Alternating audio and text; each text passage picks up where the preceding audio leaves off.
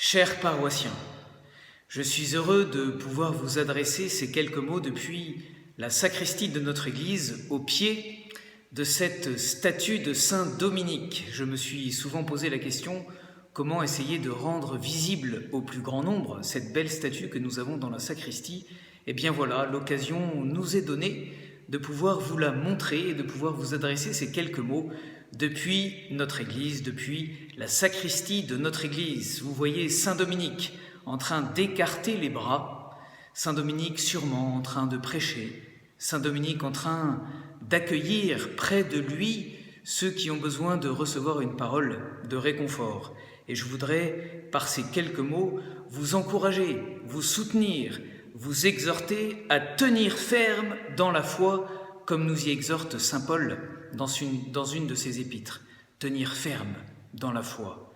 Je voudrais vous confier que les liens qui nous unissent, les liens que nous tissons semaine après semaine, dimanche après dimanche en nous rassemblant dans l'église, ces liens-là ne sont pas coupés, mais ils demeurent malgré le confinement que nous sommes contraints de vivre.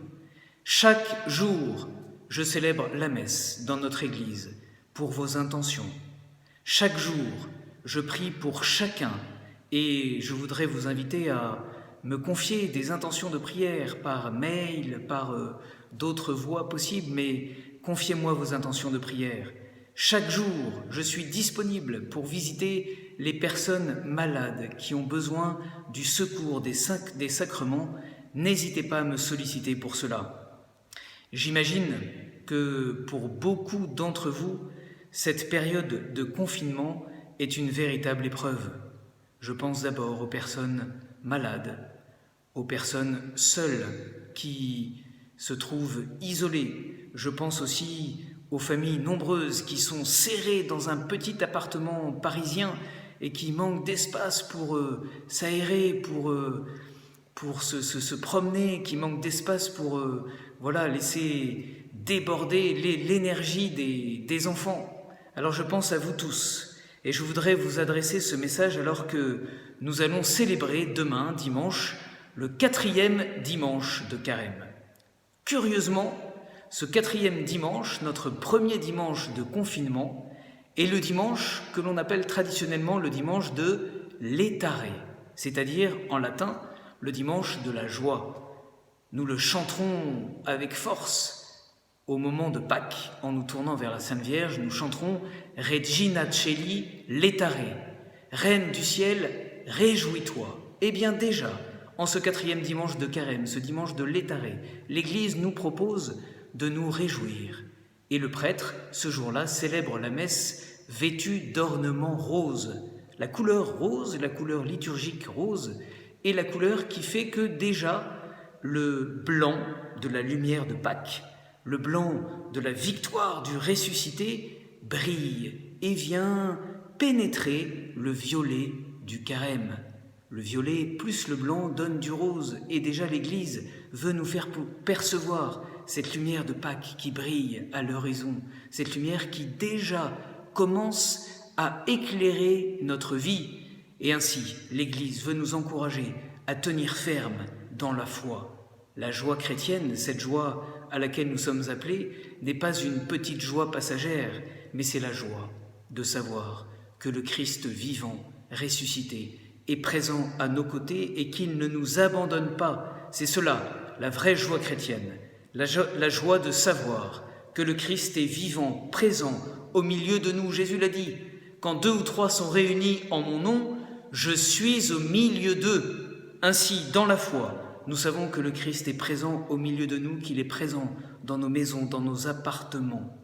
Dans l'évangile que nous entendrons dimanche, que vous pourrez lire chez vous, dans cet évangile, le Seigneur guérit un aveugle de naissance. Et le Christ parle.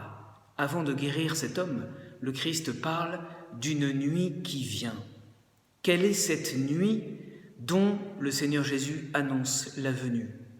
C'est la nuit, bien sûr, qui enveloppera la terre au moment de sa mort sur la croix. Mais c'est aussi la nuit qui désigne l'action ténébreuse du démon dans nos vies, la nuit qui éteint la foi, la nuit qui sape l'espérance, la nuit la nuit qui engendre ces ténèbres du doute, de l'angoisse, de la panique même. Beaucoup de personnes paniquent au cœur de cette épreuve, de cette épidémie. Beaucoup de personnes paniquent parce que ces personnes, on les comprend, écoutent les médias à longueur de temps et les médias relayent ces nouvelles dramatiques. Mais nous voulons laisser la lumière du Christ éclairer nos vies devant cet ennemi invisible, cet ennemi qui semble invincible. Brille la lumière de Jésus, vivant, ressuscité. Cette lumière du Christ qui vient en ce dimanche éclairer, illuminer la vie de cet aveugle de naissance. La nuit dont Jésus parle n'est pas une fatalité. Et la providence fait que nous entendons en ce dimanche la grande révélation de Jésus qui nous dit « Je suis la lumière du monde ». Et comme le dit Saint Jean au début de son évangile, la lumière brille dans les ténèbres et les ténèbres ne l'ont pas arrêtée. Oui, le Christ est la vraie lumière de nos vies, une lumière qui ne s'éteint jamais, une lumière qui brille au cœur de la nuit et qui est plus forte que les ténèbres. Cette lumière vivifiante brille pour nous toujours et elle brille pour nous aujourd'hui à travers la Sainte Eucharistie, dans le tabernacle, au cours de la messe, mais aussi à travers la parole de Dieu.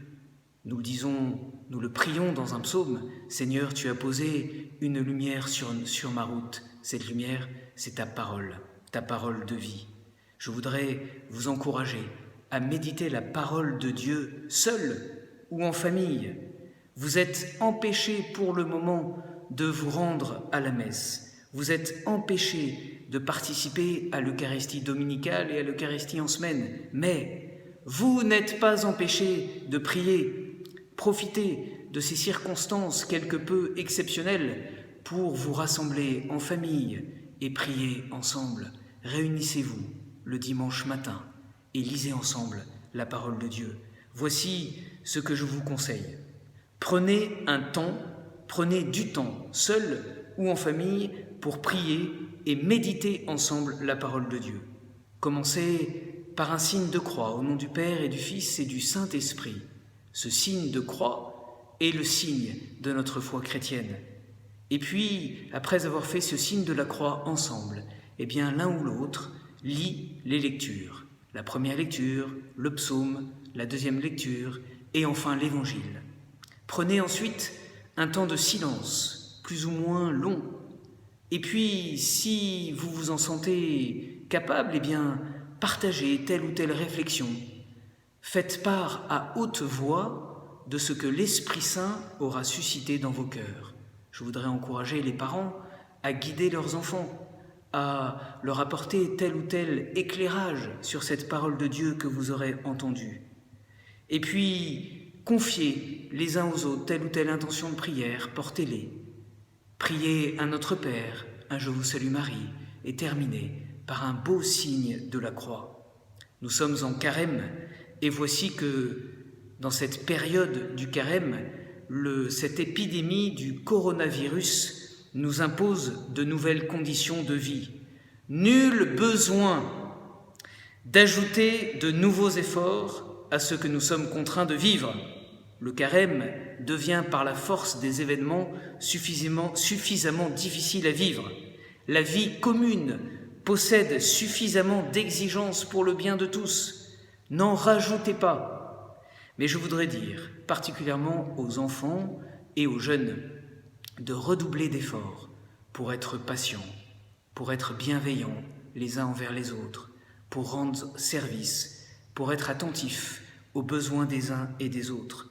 Cette situation pénible que nous sommes appelés à vivre peut conduire à un regain de charité, d'attention, d'amour, et ce regain-là fait grandir le royaume de Dieu. Alors, ne vous découragez pas. Mettez notre Seigneur au centre de vos journées, au centre de votre vie. Appuyez-vous sur lui comme sur le rocher indestructible et laissez sa lumière illuminer vos âmes. Laissez la joie et l'espérance qui viennent du cœur de Dieu envahir vos âmes. Ne vous découragez pas. Le Seigneur est là, il est présent au milieu de nous. Il nous l'a promis. Je voudrais, au cours de cette période, vous exhorter ainsi à travers quelques petites vidéos. N'hésitez pas à les relayer, à consulter notre site notre site internet, qui sera le vecteur le plus facile de nos communications. Depuis l'église Saint-Dominique, je vous bénis de tout cœur et je vous assure de ma prière fidèle.